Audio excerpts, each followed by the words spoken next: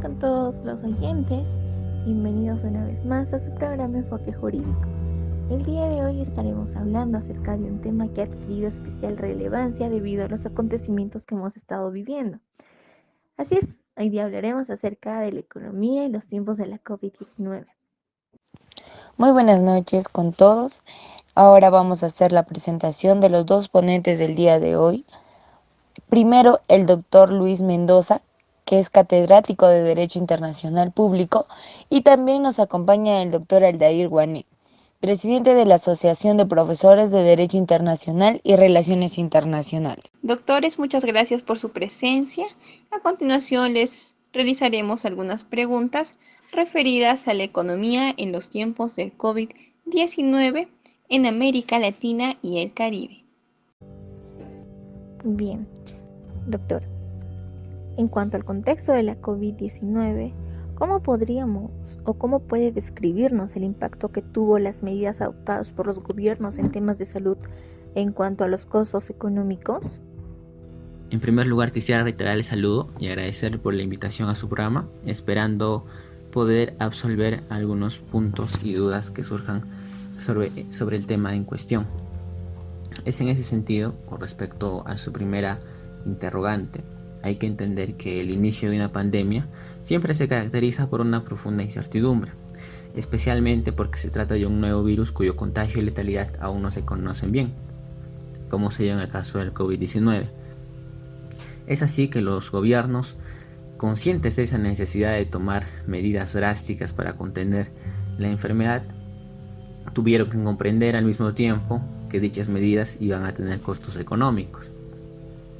Entonces, ante esa profunda incertidumbre, la mayoría de los gobiernos apostó sensatamente y de forma coherente por salvar vidas a cualquier precio si fuese necesario. Pero varios meses después del brote de la epidemia, la creciente disponibilidad de datos epidemiológicos y económicos permitió evaluar el impacto de las medidas adoptadas y potencialmente permitió también ajustar la respuesta de la política económica.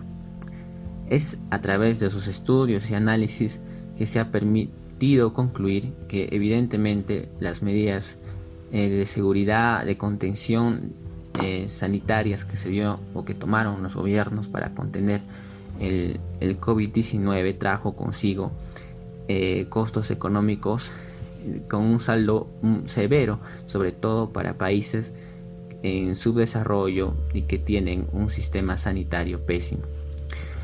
Sin embargo, hay que tener en cuenta que la verdadera cuestión no es si los costos económicos derivados de contener la epidemia de COVID-19 se deben considerar o no.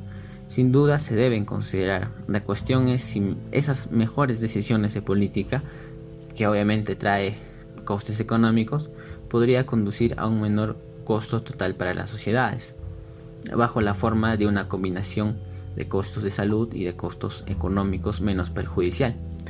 La respuesta inicial a esa pregunta incluso fue iniciada por epidemiólogos que ayudaron a estimar la velocidad de propagación del virus y el número de muertes al que conduciría. Por ejemplo, un influyente estudio realizado por los investigadores del Imperial College London utilizó un modelo de microsimulación para estimar el resultado de dos posibles respuestas de política al brote de COVID-19, siendo la supresión y la mitigación. En el caso de la supresión, se basó en intervenciones como la cuarentena, el distanciamiento físico obligatorio para reducir el número de casos secundarios que generó cada caso de COVID. Y la mitigación se basó en medidas similares dirigidas a grupos de población más vulnerables, pero no teniendo como objetivo interrumpir la transmisión por completo, sino que se basó en el desarrollo gradual de una inmunidad colectiva. El estudio solamente señaló en Estados Unidos y en Reino Unido que en ausencia de esas medidas que se iban a tomar, podría causar más de 0,5 millones de muertes a 2,2 millones de muertes, solo en Reino Unido y Estados Unidos. Es así que, según esas simulaciones, se entendió que el costo económico de una supresión tan prolongada como esa sería alto y podría ser calamitoso en países de bajos ingresos. Entonces, sin duda, los impactos económicos van a estar presentes allí en las medidas de salud que se tomaron al inicio de la pandemia. Es por ello que concierne una tarea por parte de los economistas para, como señalaba anteriormente, generar una combinación de costos de salud y costos económicos menos perjudicial a efectos de garantizar la no propagación masiva del COVID-19. Muchas gracias por su respuesta, doctor Luis. Ahora, doctor Aldair, ¿nos podría explicar cuál eficaces han sido las medidas de contención tomadas por los gobiernos, por favor? Gracias, doctora, por invitarme a ser parte de su espacio jurídico, y para dar respuesta a la pregunta planteada debemos mencionar que los gobiernos de todas partes del mundo, cuando se inició la pandemia, adoptaron una amplia gama de medidas de contención para frenar la propagación del COVID-19.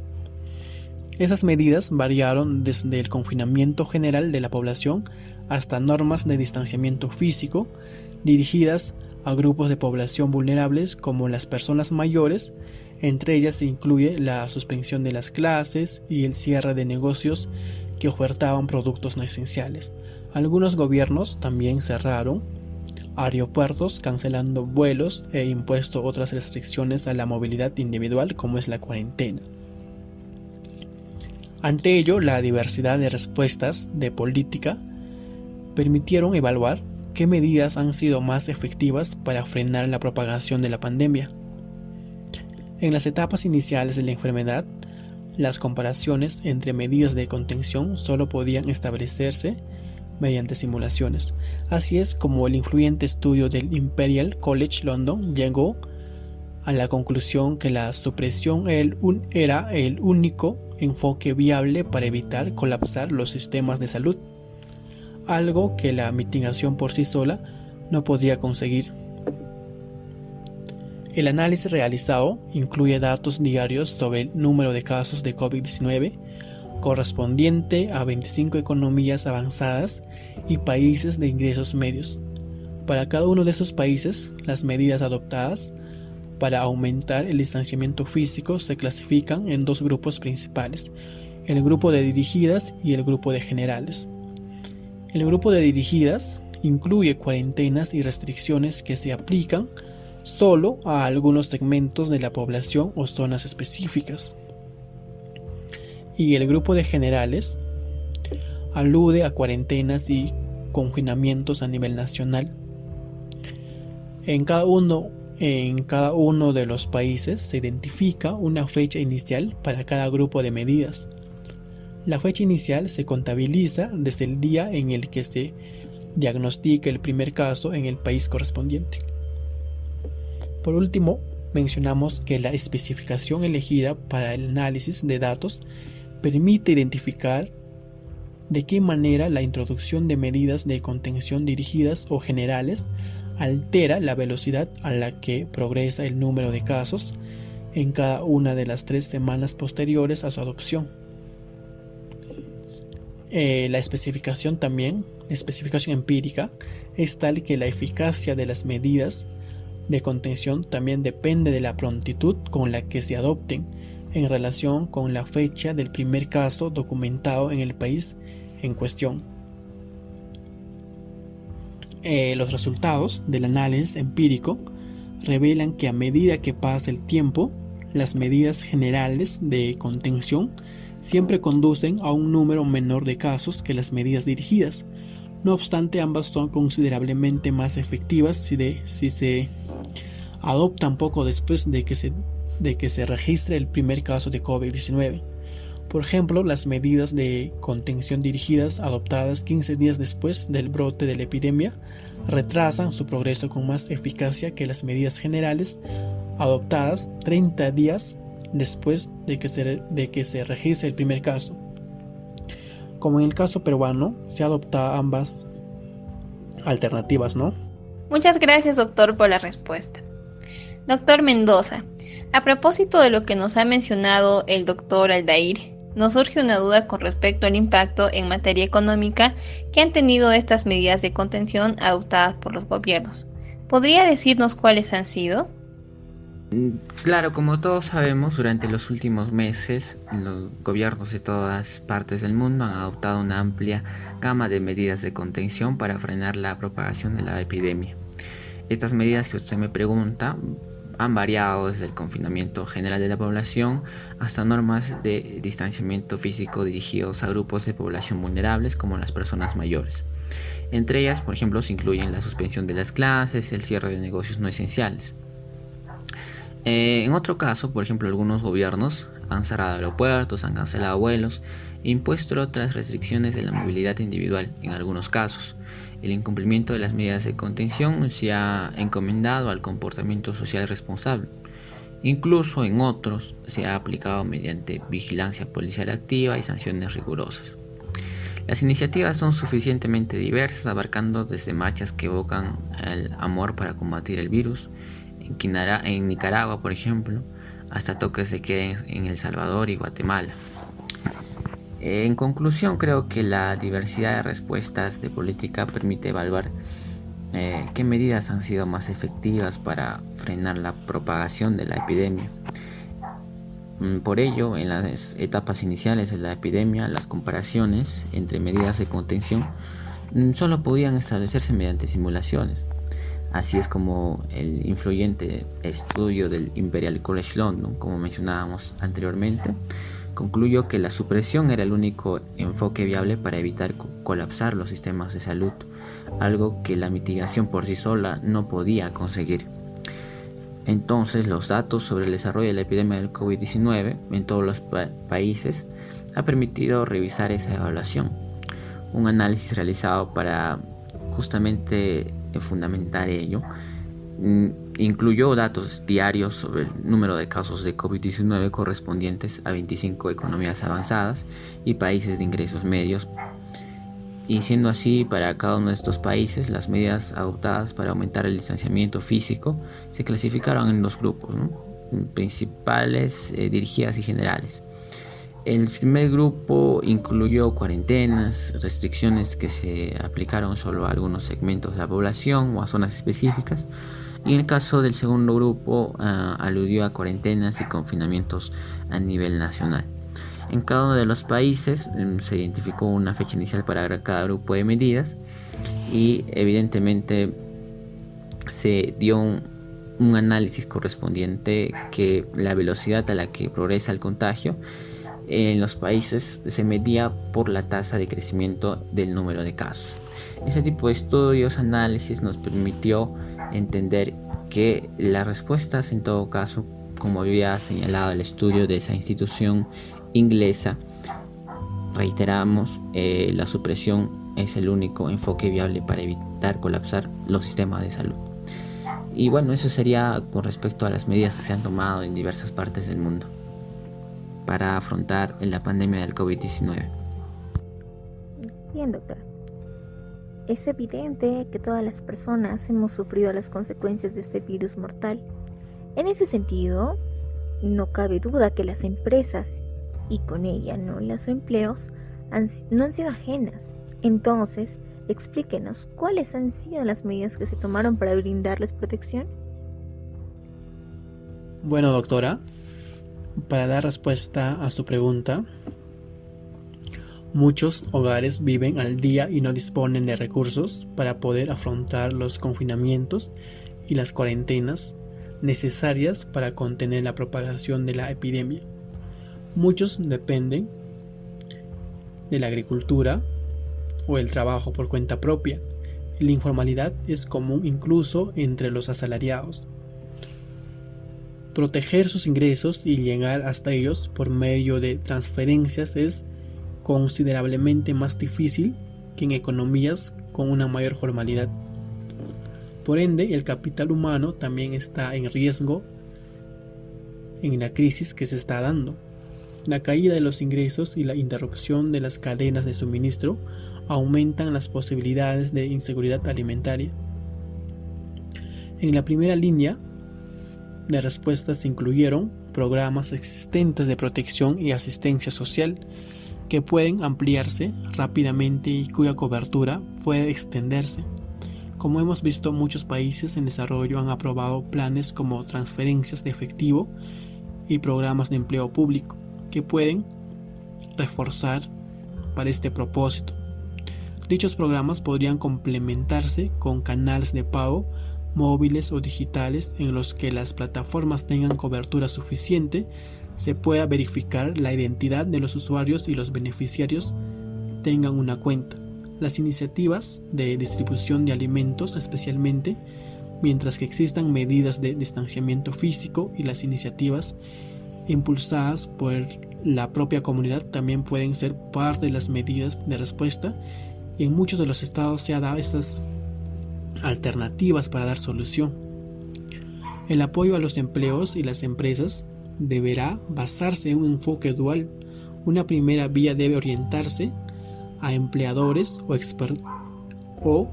exportadores importantes, aquellos con importantes vínculos aguas arriba y abajo, o aquellos en sectores como la logística y los servicios públicos que permiten el desarrollo de otras actividades económicas. También se debe prestar la debida atención a aquellas empresas que emplean una mayor proporción de mujeres y grupos socialmente desfavorables. El apoyo a este primer grupo de empresas debería adaptarse según las circunstancias.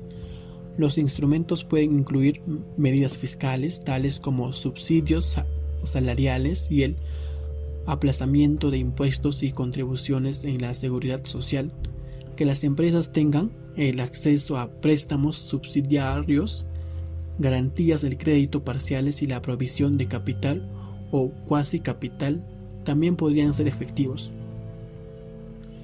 La segunda vía debería centrarse en empresas más pequeñas a las que no se puede llegar eficientemente a través de enfoques personalizados. Para las empresas de este grupo, el objetivo sería garantizar la disponibilidad de financiación en un contexto de crecientes necesidades de capital de trabajo. El apoyo sería evaluado por bancos comerciales, instituciones de microfinanzas, plataformas de préstamos digitales, cadenas de suministro corporativos u otros intermediarios.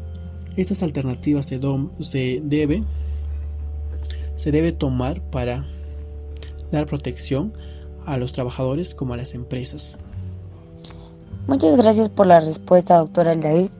Ahora, para usted, doctor Luis, habiendo pasado por la crisis que tenemos económicamente, desde su punto de vista, ¿cuál sería la mejor manera para evitar una crisis financiera y no socializar las pérdidas ya ocasionadas por esta pandemia?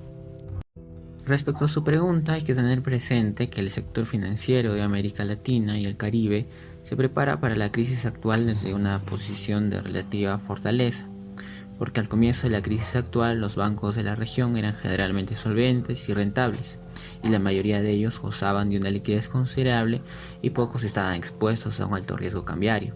Sin embargo, los riesgos se amplificaron actualmente, ya que la región se enfrenta a una fuerte salida de capital a corto plazo, y este tipo de parada repentina es nueva para la región y ha ocurrido en varias ocasiones durante los últimos años, por ejemplo en la crisis financiera mundial de 2008, seguida por la sobreoferta mundial de petróleo que comenzó en 2014 y posteriormente la reversión de la política monetaria de los Estados Unidos hacia un endurecimiento cuantitativo después de la flexibilización cuantitativa. Pero las salidas de capital nunca habían sido tan significativas como en la crisis actual de la pandemia del COVID-19. Esta parada plantea riesgos tanto para el sector financiero como para los mercados de divisas. Entonces, evitar una crisis financiera, considero yo, debería ser una prioridad política, dado los riesgos internacionales y nacionales. En recesiones económicas anteriores, cuando el sector financiero, por ejemplo, experimentó graves problemas de solvencia, la pérdida de empleo se extendió y la recuperación posterior se vio gravemente obstaculizada. En tiempos de crisis es necesario proteger entonces tanto las infraestructuras de mercado como el conjunto de contratos que sustentan la gestión de los negocios.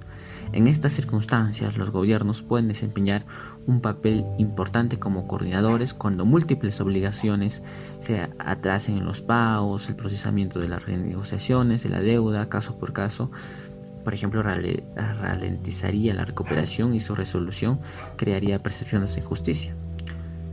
Por ello, para abordar este riesgo es posible que sea necesario simplificar la reestructuración de la deuda extrajudicial, proporcionar orientación sobre medidas de alivio regulatorio y fortalecer los esquemas de una resolución bancaria.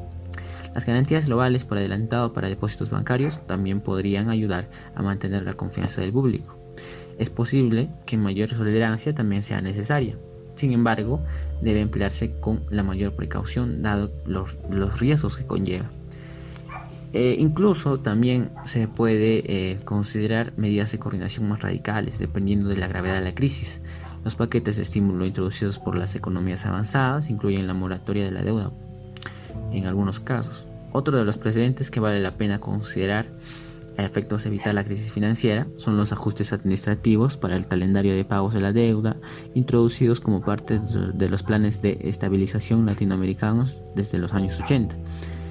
Entonces creo que sobre esos puntos se debiera trabajar, incluso teniendo en consideración que los bancos centrales y los ministerios de finanzas deberían prepararse para estabilizar los mercados financieros en caso de una contracción severa. Muchas gracias, doctor, por la respuesta. Ya para cerrar el programa, doctor Aldair, ¿qué opina usted acerca de los acontecimientos ocurridos en nuestros países vecinos como Bolivia y Chile, los riesgos y desafíos que estos países tomaron a inicios de la pandemia? ¿Y considera usted que hubiera sido viable que nuestro país opte por una de esas medidas económicas? Doctora, respondiendo a su interrogante, es necesario empezar de un contexto y aclarar que la economía de los países vecinos, como es el caso de Bolivia y Chile, que antes de la pandemia la economía ya estaba en crisis por situaciones internas de cada estado. En el caso de Chile, el crecimiento se desaceleró bruscamente en el año 2019, y eso es antes que la enfermedad abrazara a dicho país.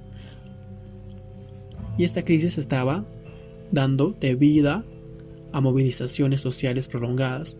El crecimiento pasó a ser negativo en 2020 tras el impacto de COVID-19 y los bajos precios de cobre, lo que se sumó a las incertidumbres en torno a los cambios constitucionales. Si bien la respuesta anticíclica masiva de Chile ayudó a amortiguar la crisis en 2020,